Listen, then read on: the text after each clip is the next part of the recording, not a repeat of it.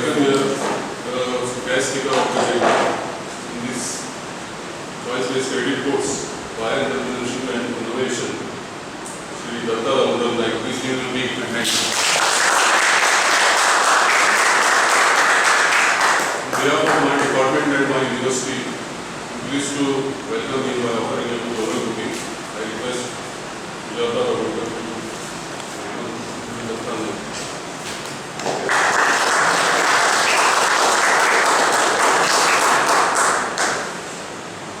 This is the first talk. Two or more speakers will follow, depending on your own response and interest and involvement. Because buyer entrepreneurship, or for that very fact, very matter, entrepreneurship cannot be easily taught and learned by sitting in the classrooms. You have to be out in the field, on the factory floor, in marketing areas. And various other areas where market forces are operational. And here today we will listen to a person who understands the taxonomy and the depth of market forces. And basically industrialists are generating tremendous amount of wealth and employment opportunities for our country. And that is why they are very, very important for us in this university, where we stress a lot on theory and practicals, but very little of actual person-to-person interaction. So this interaction today is going to be very important for all of us, teachers, students, and the university authorities also, because after globalization and economic liberalization, things are moving in totally different directions, and the challenges and opportunities in front of us in areas of investment, import and application, or indigenous development of capital, technology, new tools, marketing or strategies, all this is going to revolutionize a whole new range of products as per the customer satisfaction. So the whole paradigm of whole economy has considerably shifted, and today we hear from Shri Datta Naik. All the experiences related to I think one particular specific case study that perhaps he has in mind, that is Manjini's experience. That's why I titled his presentation as Manjini's experience in Manjini's operations in Goa. There are a large number of brands. D.D. Naik and his family is well known for at least last 150 years as topmost business people, family business people, like Mama Kamal family is there in Tanjim, Depo family is there in Tanjim, and lots of other families are there like Dinesh from Diwar and all. You know that they didn't build it overnight, all these business empires or networks, not empires as such.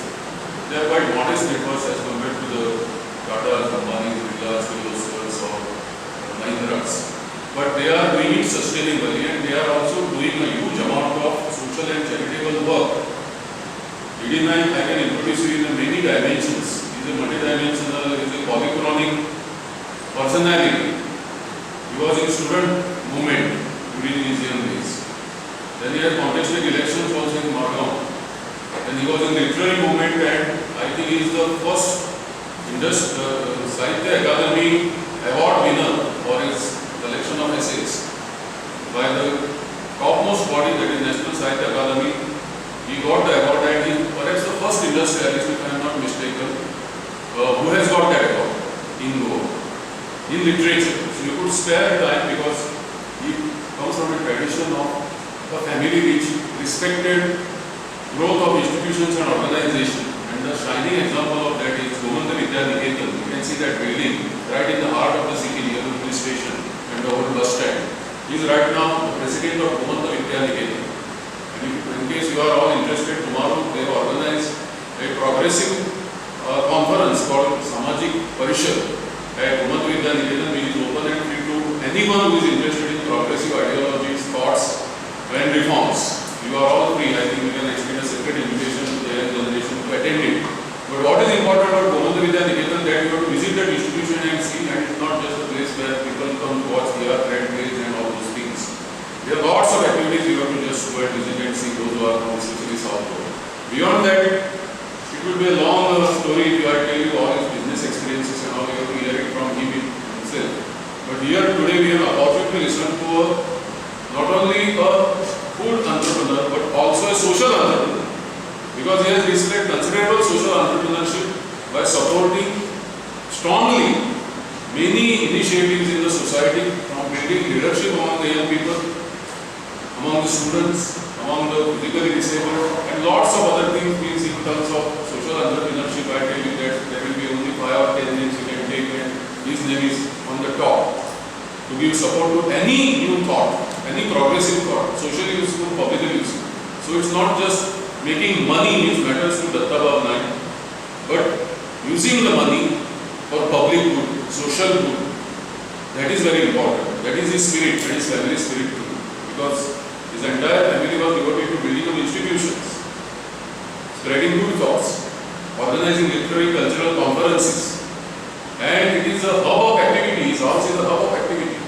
All types of people, from all over India and world, you will find them. Right from that big writers, painters, artists, you will find them visiting his place in Mumbai. There is a beautiful mansion, family mansion. So here is a personality whom I am privileged and proud to invite, and he really agreed to speak to you. This is his first visit to our department also. That's why I am very happy.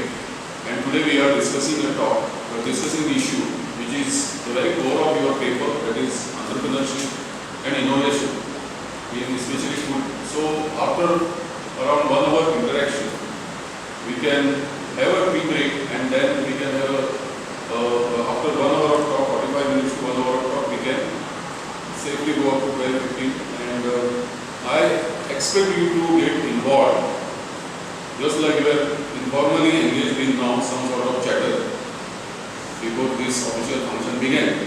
So I would like all of you to ask very interesting, important, pointed questions, and feel free. Because one thing about Mahatma Gandhi that I can tell you, which I have imbibed in my entire life, is what many freedom fighters who fought for Goa's freedom struggle also told me, because they became freedom fighters because of this message from Mahatma Gandhi. And I find a lot of timidity among young generation, because they are always concerned and worried about some authority. Like you may be worried about me and my marking and assessment. You may think that sir has authority and command and control over us, so we cannot really challenge him.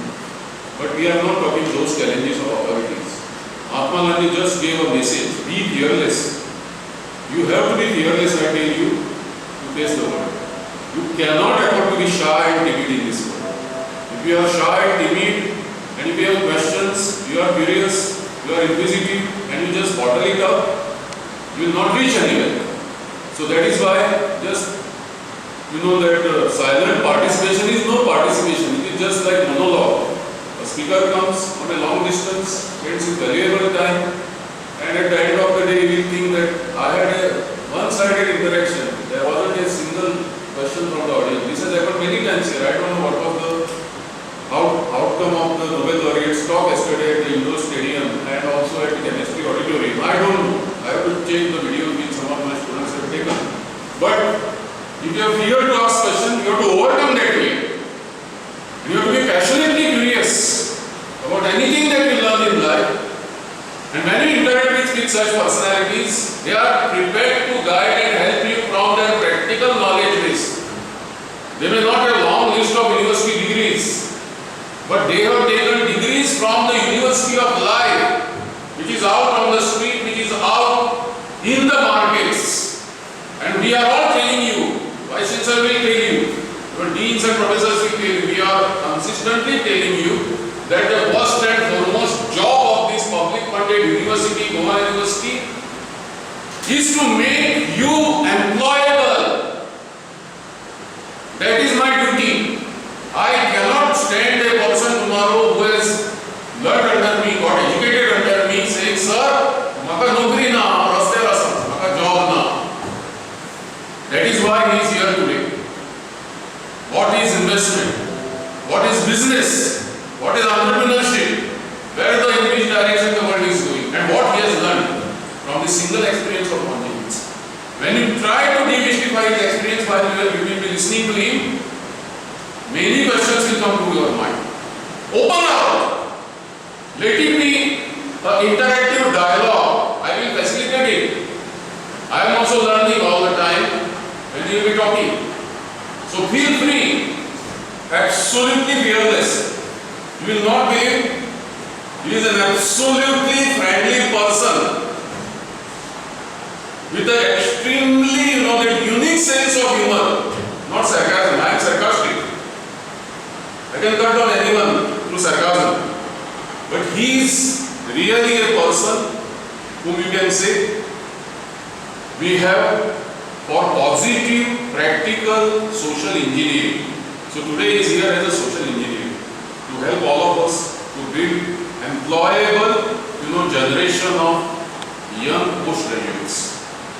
And you must pay your debt for the time that you will be spent with us. With these few words, I once again welcome Dr. Vavancha Anna, Karza Saab now, तांकां येवकार दिता आणि if you have any problem you can ask him Hindi, Marathi, Kokani. He is fluent in all these languages. कोकणीतल्यान तुमच्यान प्रश्न विचारपाक जाता. मराठीतून तुम्ही त्यांना प्रश्न विचारू शकता. और ये तो कहना कहने की जरूरत भी नहीं कि हिंदी में या चुस्त उर्दू में आप उन्हें आपके सवाल जरूर पूछ सकते हैं. और मुझे पूरा विश्वास है कि वो इतनी दूर से यहाँ आए हैं,